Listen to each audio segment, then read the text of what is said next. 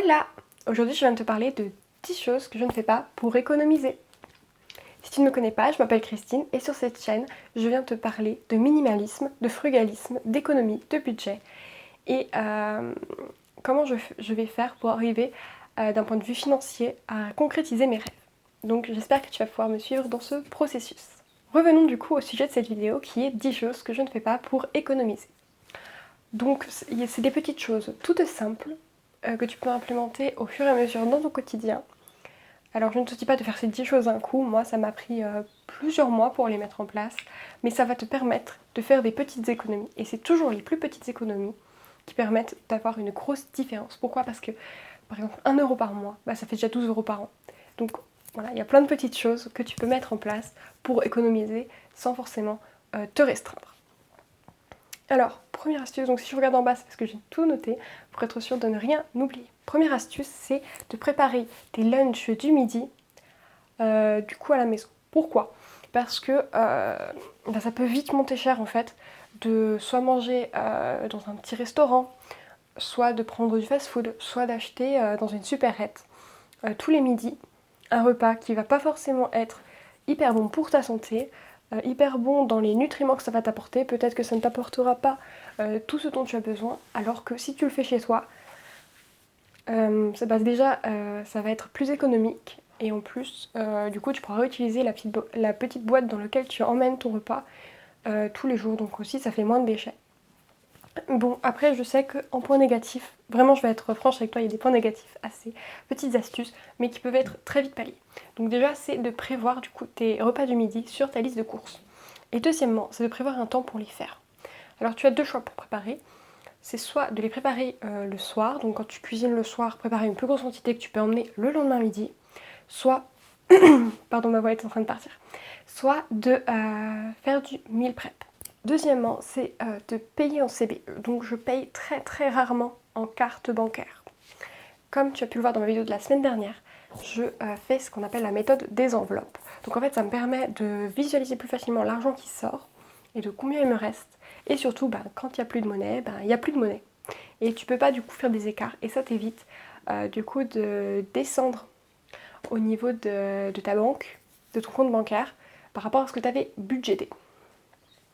Donc bien sûr, tu peux mettre des alarmes au niveau, par exemple, d'une application bancaire pour te dire attention, tu vas arriver à la limite de ton budget d'un point de vue compte bancaire. Enfin, je sais pas trop comment t'expliquer, moi j'ai jamais utilisé cette fonctionnalité, mais je sais que sur certaines applications, tu peux mettre un montant, un plafond de dépenses, et du coup, ils te préviennent directement quand tu vas arriver vers ce plafond.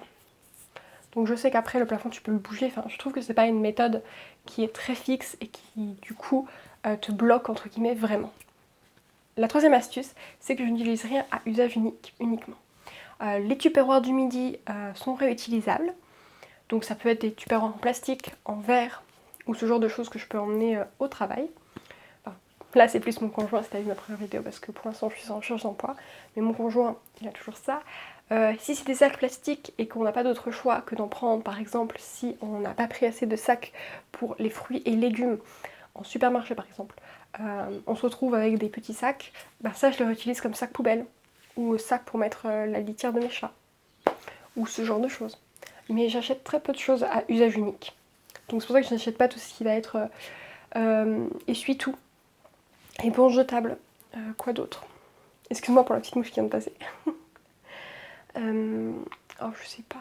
Je t'avouerai que ça fait des années maintenant que je suis un petit peu dans le minimalisme écologique.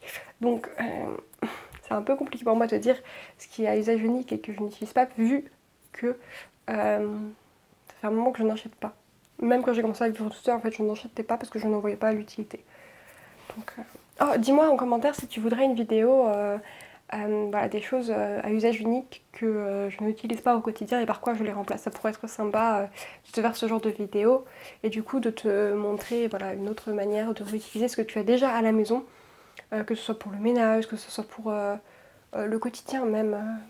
De trouver des petites astuces pour éviter d'acheter ce genre de choses qui vont au fur et à mesure te coûter beaucoup d'argent sur du court ou du moyen terme. Ensuite, ne pas préparer le budget. C'est la quatrième grosse erreur que les gens font habituellement. Donc moi, ça, je le fais depuis que j'ai commencé à emménager seule, il y a plus de 5 ans, 6 ans. Oh là là, désolée, je suis en train de me prendre un petit coup de vieux. Faire un budget, pourquoi? Parce que c'est beaucoup plus facile du coup de voir où on en est, de voir également les dépenses que l'on fait et qui sont pas forcément utiles. Des fois des dépenses même qu'on oublie en fait qu'on fait, par exemple certains abonnements ou ce genre de choses. Alors moi je sais que là je l'ai refait il y a pas longtemps, juste pour la forme, parce que tous les 2 ans je le refais parce qu'habituellement voilà je fais quand même gaffe. Mais là j'ai vu que sur mon compte bancaire il y avait des prélèvements. Et je savais pas du tout à quoi ça correspondait, donc j'ai appelé mon petit conseiller bancaire. Donc on a discuté, etc. Et ça, c'est des choses que tu peux faire. Alors soit tu l'imprimes ou tu le reçois papier, soit tu peux le faire, tu peux le télécharger, moi c'est ce que je fais, via le site de ma banque. Et avec le PDF, je vais surligner en fait sur l'ordinateur les dépenses récurrentes, les dépenses qui arrivent de temps en temps. Par exemple l'eau. Moi je sais que c'est au semestre que je dois payer l'eau. Ou ce genre de choses, et je vois les dépenses voilà, qui reviennent de temps en temps, les dépenses récurrentes, mais qui n'en ai pas forcément besoin, les dépenses récurrentes, mais qui je suis sûre vont revenir, ce genre de choses, les virements que je peux faire à d'autres personnes. Donc voilà, ça te permet vraiment de visualiser avec les couleurs et de voir là où ça pêche un peu au niveau de ton organisation monétaire. Mais faire un budget, c'est vraiment la base. Et comme pour la première du coup vidéo que je t'ai sortie, je vais te mettre moi le document Google Sheet que j'utilise pour faire mon budget. Donc c'est vraiment le plus simple, je trouve. Je l'ai fait essayer à mon conjoint qui lui n'est pas du tout budget et qui n'est pas du tout là-dedans de base. Et il a adoré. Il le fait vraiment carré et pourtant j'en ai essayé des méthodes avec lui. Donc vraiment c'est vraiment le plus simple. Pour suivre tes dépenses, t'as pas besoin de faire les formules, les formules sont déjà préfaites, t'as plus qu'à remplir. Donc voilà, je te le glisse en barre de description si tu veux essayer cette méthode, sinon tu peux faire une méthode papier. Après à toi de voir ce qui est plus facile pour toi.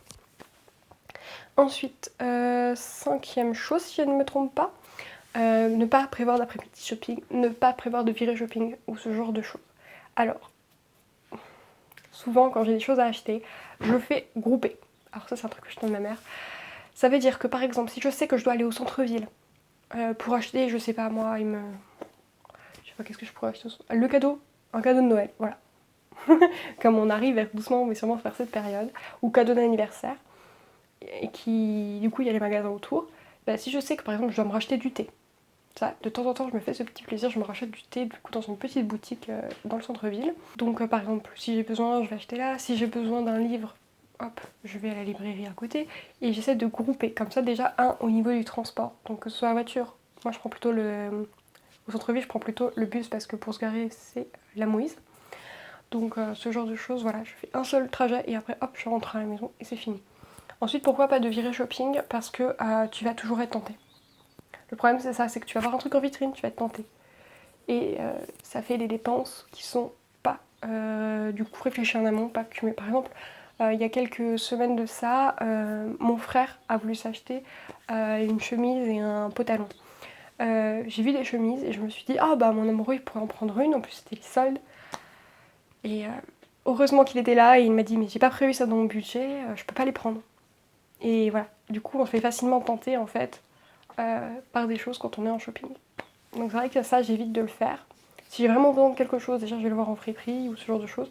Et voilà, j'évite les grosses enseignes bien lumineuses et colorées pour pas me faire tenter. Sixième astuce, ne pas se payer en dernier. Ce que j'entends par se payer, c'est épargner. À chaque fois que tu reçois une somme, un salaire, mais directement une partie, donc que tu auras au préalable budgété de côté. Moi je te conseille à peu près 20% de ton salaire si tu veux commencer. Je crois que mon copain il met 30%. Mais mets-le en premier. Ça t'évitera de te dire ah ben il reste de l'argent et du coup de diminuer et du coup après tu ne peux plus rien épargner. Ensuite, ah oui, pas d'activité en extérieur payante. Alors je sais que ça peut être un peu compliqué, mais je sais pas si tu vas le voir. Le truc rose là, en fait je l'ai pris à l'office du tourisme. Alors j'aurais pu aller sur leur site internet mais c'est un peu le boxon leur site internet vu que là au moment où je te tourne la vidéo on est début août. Là du coup c'est le plein essor des activités. Donc c'était plus facile pour moi de voir les activités du coup qu'il y avait en ce moment autour de chez moi. Et du coup, souvent sur ce genre de petits fascicules, c'est marqué que c'est gratuit ou alors réservé. À réserver, mais c'est gratuit. Et moi j'ai trouvé pas mal de petites activités, donc j'en ai choisi à peu près une par semaine. Du coup, moi et mon copain pour qu'on puisse faire des activités ensemble. Et une autre que je vais faire toute seule qui est au niveau des archives départementales. Je suis une férue d'histoire aussi, donc je me suis dit pourquoi pas. En plus, c'était gratuit. Mais par exemple, ça peut être un pique-nique, une promenade. En plus, nous, on a un sentier pas loin de marche, donc on pourra aller le faire. Enfin voilà, c'est ce genre de petites choses. Il y a un marché aux puces pas loin non plus, qui se passe, je crois, dans 2 semaines. Donc voilà, c'est ce genre de petites activités gratuites qu'on peut faire. On passe un bon moment. On emmène un tupperware de snacks avec nous, une bouteille d'eau ou deux, et hop, on y va. Et en fait, ça permet de sortir, de s'aérer et en plus de faire des choses qui peuvent être gratuites et qui demandent voilà, juste un peu de temps, mais qui ne font pas trop mal au portefeuille. Point suivant, le 7e point, et du coup, comme je te parlais par rapport au virage shopping, c'est ne pas prévoir. Surtout quand tu te retrouves avec de la famille qui vient. Alors moi, ça m'est arrivé combien de fois que de la famille est venue, on a mangé dehors, je n'avais pas prévu, mon budget a pris un sacré coup. Souvent prévoir plus que pas assez. Ça c'est un conseil que je commence doucement mais sûrement à appliquer. C'est que je préfère voir la fourchette haute, donc la fourchette basse, pour être sûre qu'au cas où il m'en reste quelque chose, plutôt que de prévoir plus, plutôt que de prévoir moins, mais du coup me retrouver avec un trou dans le budget. Donc surtout prévoir, voilà, taper souvent la fourchette haute de ce que l'on veut. Par exemple, si tu veux acheter, je sais pas, une télé par exemple, prévois le montant pour la plus grosse télé que tu as vue. Si tu trouves une promotion sur une télé similaire ou ce genre de choses, bah, tu auras économisé dans un sens. Plutôt que de te dire, ah bah je vais prendre ce prix-là et au final, elle n'est pas en promotion la télé. Je sais pas si c'est très compréhensible. Mais voilà, c'est un peu traître de ne pas prévoir. C'est un peu comme le budget. Ensuite, 9e chose, c'est 9, oui, je crois que j'ai loupé un point. Laisser les choses dormir dans leur placard.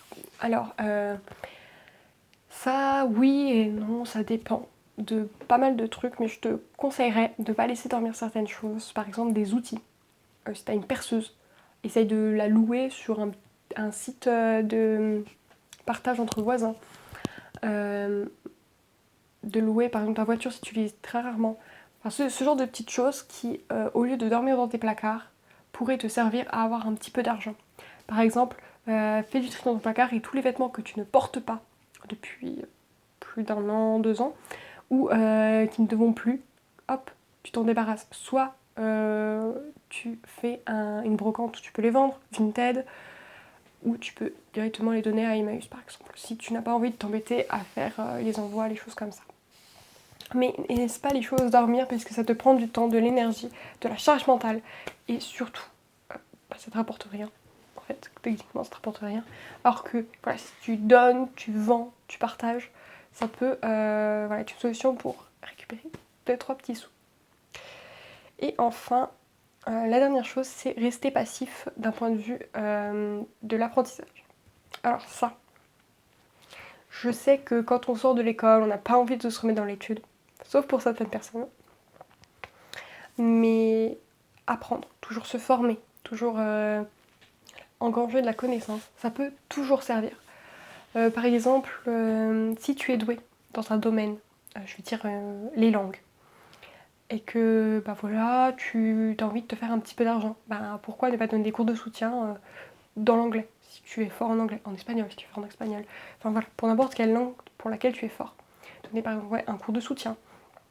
Pareil, si tu es formé dans l'informatique, peut-être donner du soutien en informatique, enfin voilà, essayer de trouver des choses sur lesquelles tes connaissances peuvent aider certaines personnes contre petite rémunération par exemple. Ça peut être comme un petit job d'été pour les étudiants ou les adolescents, tu vois. Ça peut toujours ramener un petit peu de sous et en même temps, tes connaissances, tu les as déjà en fait. Donc tu n'auras pas besoin de dépenser de l'argent pour tes connaissances, dans un sens. Du coup, je relie ce point à un petit point bonus qui est la lecture. Moi, je suis inscrite à la médiathèque et ça m'a coûté 0 euros. Ma médiathèque ne me coûte rien vu que je vis dans la ville dans laquelle elle est. Alors attention, pas toutes les médiathèques font ça. La médiathèque dans laquelle j'étais avant était payante. Donc regarde bien les petites lignes, les petits trucs du contrat. Mais par exemple, moi je peux emprunter des livres, des CD, des DVD. Donc déjà ça évite que tu achètes des DVD. Voilà, parce qu'avec mon conjoint, on adore regarder les films, mais bon, à force, ça revient cher. Au niveau des livres, pareil. Et ça m'a permis en fait de découvrir d'autres types de livres. Parce que moi, j'étais beaucoup sur le fictionnel. Et je lis des histoires, des livres sur certains sujets, etc. Pardon. Donc ça peut être aussi un plus. Après, fais surtout très attention à rendre les livres, les DVD en temps et en heure. C'est tout ce que je te dis si tu veux pas payer en plus, quoi. Surtout si ton abonnement est à 0 euros. Payer des pénalités, c'est un petit peu plus embêtant. Bon, cette vidéo est un petit peu longue, mais j'espère qu'elle t'aura plu et que je n'aurai pas trop digressé. En tout cas, je te souhaite une bonne journée, une bonne après-midi ou une bonne soirée. Ciao!